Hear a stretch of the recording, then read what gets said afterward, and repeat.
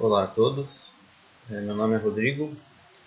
Eu vou apresentar um trabalho referente à disciplina de reprodução e agricultura do professor Sampaio. O trabalho é a respeito da autogenia do trato digestivo em Shy Drum Umbrina cirrosa, mais conhecido como calafate, através do sistema de criação de larvas do mesocosmo. O trabalho foi publicado na Aquaculture em 2006 por Mário Zais e colaboradores.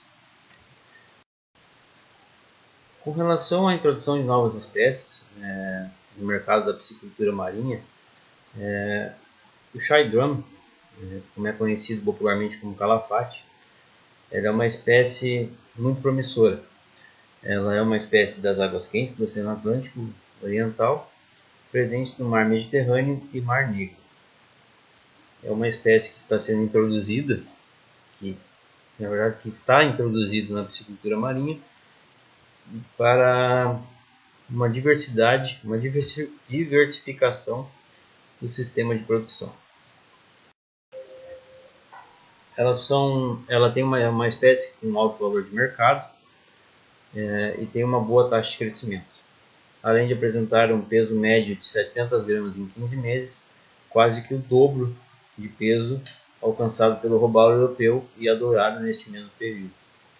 As larvas do calafate elas não possuem um hábito canibal e demonstram a possibilidade de desmame diretamente dos rotíferos, sem a necessidade do uso da artêmia na criação, o que reduz significativamente os custos de produção de alimento vivo e de produção do peixe em si.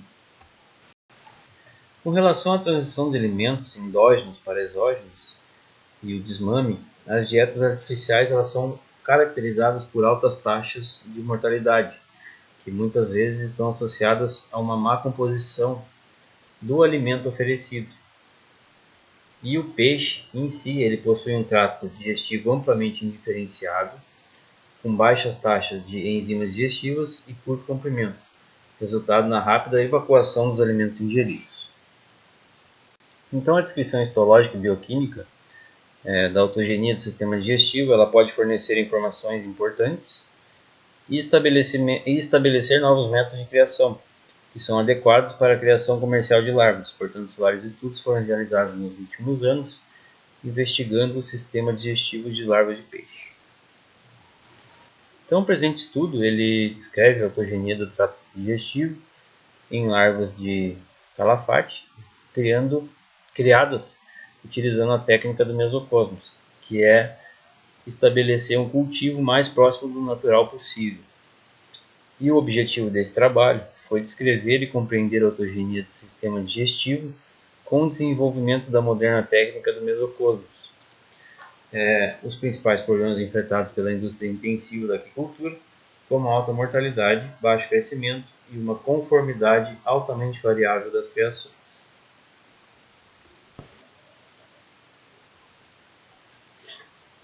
O estudo, então, ele foi realizado nas instalações do Instituto de Aquicultura no Centro Helênico de Pesquisa Marinha em Creta, na Grécia. Os ovos eles foram obtidos em junho de 2004, a partir de uma indução hormonal de maturação do ócito e desova usando uma única injeção de GnRH. Esses peixes que foram obtidos, as matrizes no caso, elas já estavam presentes há 2 anos no laboratório. Foram então coletados 100 mil ovos que foram alocados em tanques de 40 metros cúbicos, preenchidos com água do mar e com adição de água de poço, com a salinidade próxima à água do ambiente natural.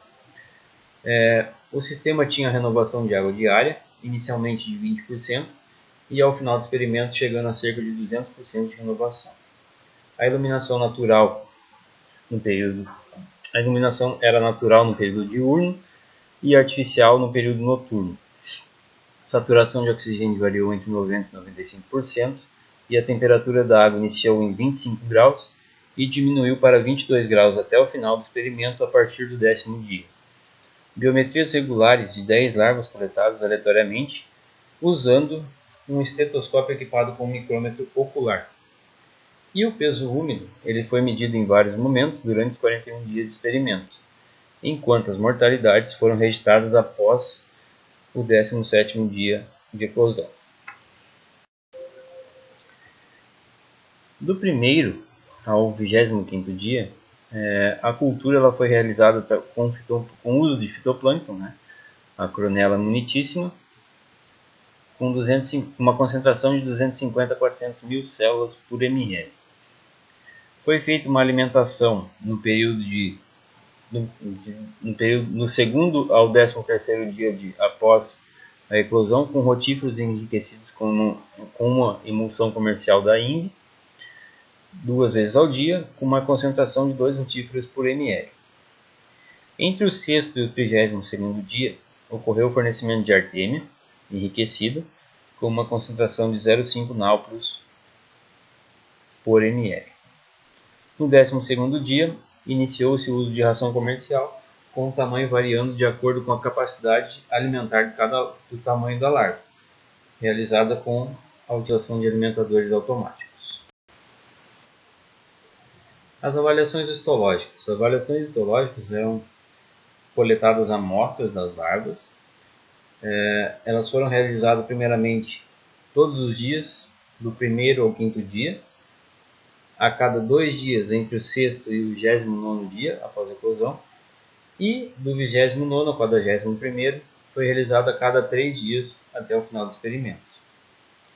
As larvas coletadas eram fixadas em formaldeído por pelo menos 24 horas, fixadas em resinas de metacrilato, desidratadas por meio de uma série de concentrações crescentes de etanol. Então as larvas montadas foram cortadas numa seção de 3 mm de espessura com um micrótomo, coradas com azul de metileno e examinadas por um microscópio óptico. Com relação aos resultados, a taxa de crescimento das larvas do calafate durante os primeiros 32 dias seguiu uma taxa exponencial, como mostra o gráfico, e os peixes alcançaram um tamanho médio de 31,8 mm com 41 dias e um peso úmido de 0,41 gramas com 40 dias. E a sobrevivência com um peso de alevinos com cerca de 3 gramas foi de 63%. Então, o desenvolvimento larval do Shy Drum, do calafate, foi separado em 5 estágios, de acordo com a observação morfológica externas e internas, e cada estágio foi nomeado de acordo com uma característica de desenvolvimento principal, de acordo com a tabela abaixo. Então, o estágio 1, que é o estágio pré-larval, que vai da incubação até o 3º dia após a eclosão, já se vê uma gota de óleo localizada na extremidade posterior do saco vitelínico, como mostrado na figura A e B. O trato digestório com segmento tubular posicionado acima do saco vitelínico, como mostrado na figura A. O intestino com uma dobra em 90 graus ventralmente, como mostrado na figura C. Fígado e pâncreas visíveis ao 2º dia após a eclosão, como mostrado na figura D. No estágio 2, do 3º ao 8º dia após a eclosão, já se pode ver a absorção do saco vitelínico no 7º dia, como mostrado na figura B, a presença de olhos e boca, como mostrado na figura A e na figura B, as dobras longitudinais no esôfago, decorrente da alimentação exógena, mostrado na figura C, a válvula ileorretal divide o intestino nas seções anterior e posterior, como mostrado na figura D. Um lumen intestinal preenchido e um esôfago apresenta amostras de células caliciformes, como mostrado também na figura E. O estágio 3 ele corresponde ao 8º até o 13º dia após a eclosão, que é uma larva já bem desenvolvida, como mostrado na figura A. As papilas gustativas presentes no epitélio bucofaríngeo e esofágico, como mostrado na figura B. O esôfago com maiores dobras, mostrado na figura C. Glândulas gástricas nas regiões do estômago, mostrado na figura D. Aumento de tamanho dos vacúolos, como mostrado na figura E.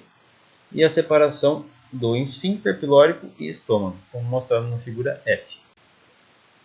O estágio 4, ele corresponde do 13º ao 18º dia após a eclosão. Ocorre aparecimento de sacos pilóricos próximos ao estômago, na figura A e na figura C é demonstrado isso. A transição do esôfago para o estômago, na figura D. Desaparecimento progressivo de glândulas gástricas, como mostrado na figura E. O estômago pilórico com pregas primárias e sem glândulas gástricas, como mostrado na figura E também. E, com o aumento do estômago até o 41º dia, não ocorre mudanças estruturais marcantes. O estágio 5 e final, ele vai do 18º ao 41º dia após a eclosão. Ocorre a flexão da cauda, o aumento de sacos pilóricos de 5 para 7 apêndices, sem dobras secundárias. E os apêndices dos sacos pilóricos ficam dispostos em torno da superfície. Com relação à discussão, através dos resultados, o desenvolvimento do trato digestivo do Calafate ele foi dividido em 5 estágios, de acordo com as características macroanatômicas e histológicas, isto é, em contraste de um estudo anterior, o desenvolvimento do trato digestivo nessa espécie ele foi dividido apenas em 4, com base apenas nas características externas do peixe, usando o sistema de classificação do robalo europeu. A absorção completa do saco novitelínico ocorreu ao 7º dia após a eclosão, indicando a existência de um breve período de alimentação combinada endógena e exógena, como mostrado lá na tabela anterior. O presente método é considerado mais adequado, uma vez que os aspectos histológicos importantes, como o aparecimento de glândulas gástricas ou do primeiro ciclo cerco pilórico. Com relação à diferença entre os dois estudos, podem ser explicadas em partes, por diferenças no protocolo de criação de larva. Junto com a abertura precoce da boca, a segregação do intestino sugere que a diferenciação do trato digestivo no Calafate ocorra mais rapidamente comparado aos outros peixes. Com relação ao estômago presuntivo de larvas, no Calafate, já se pode ter distinguido em torno a partir do 4º dia, e as primeiras glândulas gástricas no estômago aparecem a partir do 9º, o que é 2 dias antes do relatado em estudos anteriores. Na maioria das larvas de teleósteos examinadas, um estômago completamente diferenciado aparece várias semanas após o início da alimentação sólida. Então, como conclusão do trabalho, a diferenciação histológica do trato digestivo em larvas de Shy Drum ocorreu mais rapidamente do que em outros peixes comumente criados no Mediterrâneo. O aparecimento da glândula gástrica e do declínio simultâneo dos corpos supracelulares nas células absorvidas no intestino posterior indicam uma melhor digestão extracelular de proteínas já após o 9º dia.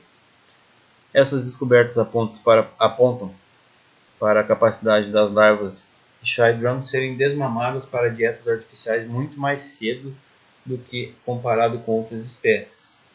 E as pesquisas adicionais sobre a autogenia do sistema digestivo de Shy Drum devem incluir estudos de enzimas digestivas, resultando em um melhor entendimento da autogenia do sistema digestivo e contribuindo para o desenvolvimento do protocolo de criação, ideais para a produção comercial dessa espécie. Aqui as referências bibliográficas utilizadas no trabalho. Muito obrigado.